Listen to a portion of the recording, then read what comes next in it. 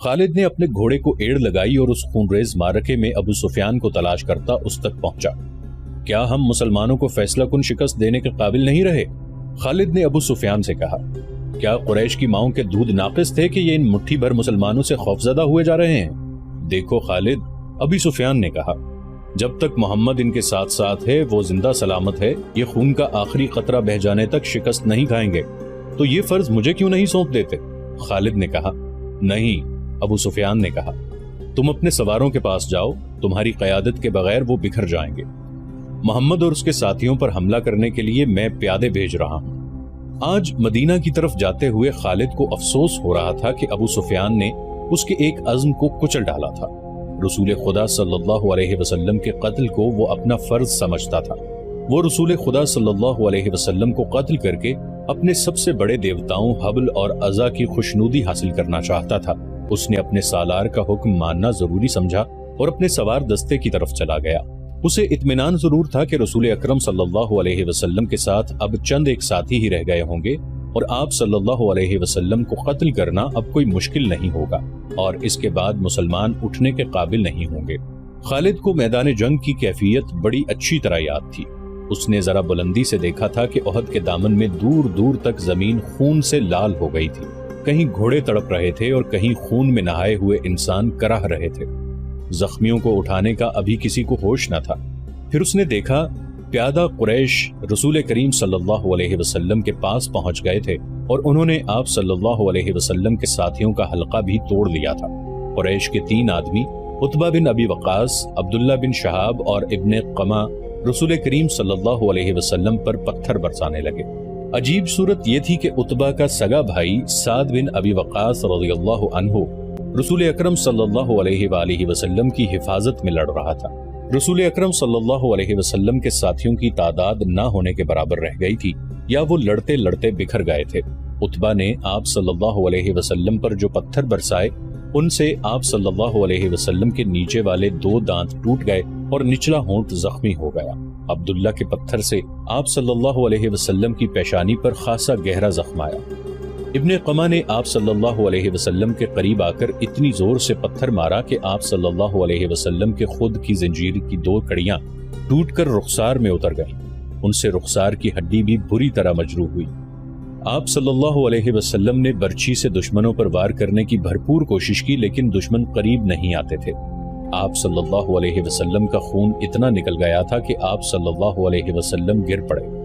اس وقت آپ صلی اللہ علیہ وسلم کے ایک صحابی طلحہ رضی اللہ عنہ نے جو قریش کے دوسرے آدمیوں کے ساتھ لڑ رہے تھے دیکھ لیا اور دوڑتے ہوئے آپ صلی اللہ علیہ وسلم کے پاس پہنچے۔ ان کی للکار پر ان کے دوسرے ساتھی بھی آ گئے۔ آپ صلی اللہ علیہ وسلم کو پتھروں سے گرانے والے قریش آپ صلی اللہ علیہ وسلم پر تلواروں سے حملہ کرنے ہی والے تھے کہ سعد بن ابی وقاص رضی اللہ عنہ نے اپنے سگے بھائی عتبہ پر حملہ کر دیا۔ عتبہ اپنے بھائی کا غیظ و غضب دیکھ کر بھاگ نکلا۔ طلحہ رضی اللہ عنہ نے رسول خدا صلی اللہ علیہ وسلم کو سہارا دے کر اٹھایا۔ آپ صلی اللہ علیہ وسلم پوری طرح سے ہوش میں تھے۔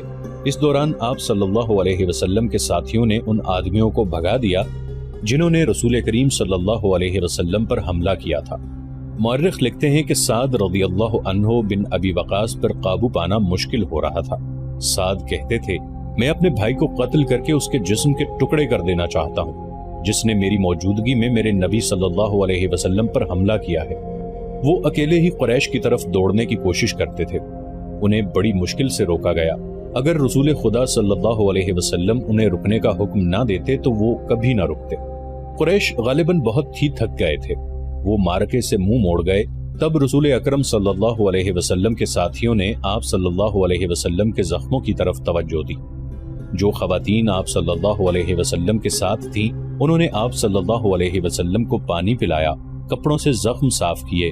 اس وقت یہ دیکھا گیا کہ خود کی زنجیروں کی ٹوٹی ہوئی کڑیاں آپ صلی اللہ علیہ وسلم کے رخسار کی ہڈی میں اتری ہوئی ہیں۔ ایک صحابی ابو عبیدہ رضی اللہ عنہ جو عرب کے ایک مشہور جراح کے فرزند تھے آگے بڑھے اور آپ صلی اللہ علیہ وسلم کے رخساروں سے کڑیاں نکالنے لگے لیکن ہاتھوں سے کڑیاں نہ نکلی۔ آخر ابو عبیدہ رضی اللہ عنہ نے دانتوں کی مدد سے ایک کڑی نکال لی۔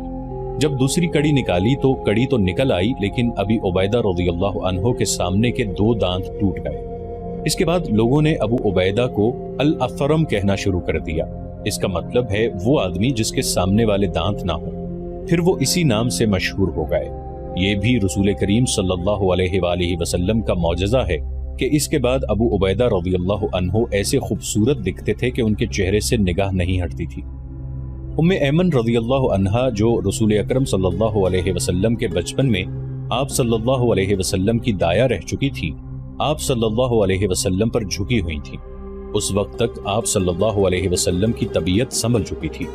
اچانک ایک تیر ایمن کی پیٹھ میں اتر گیا اور اس کے ساتھ ہی دور سے ایک قہقہہ سنائی دیا۔ سب نے ادھر دیکھا تو قریش کا ایک آدمی حبان بن الارقا دور کھڑا ہنس رہا تھا۔ اس کے ہاتھ میں کمان تھی، یہ تیر اسی نے چلایا تھا۔ وہ ہنستا ہوا پیچھے کو مڑا۔ رسول خدا صلی اللہ علیہ وسلم نے ایک تیر سعد رضی اللہ عنہ بن ابی وقاص کو دے کر کہا کہ یہ شخص یہاں سے تیر لے کر ہی واپس جائے۔ سعد رضی اللہ عنہ نے جو تمام قبائل میں تیر اندازی میں خصوصی شہرت رکھتے تھے، کمان میں تیر ڈال کر حبان پر چلایا۔ تیر حبان کی گردن میں اتر گیا۔ سعد رضی اللہ عنہ کے تمام ساتھیوں نے بڑی زور سے قہقہہ لگایا اور حبان نے ڈگمگاتے ہوئے چند قدم اٹھائے اور وہ گر پڑا۔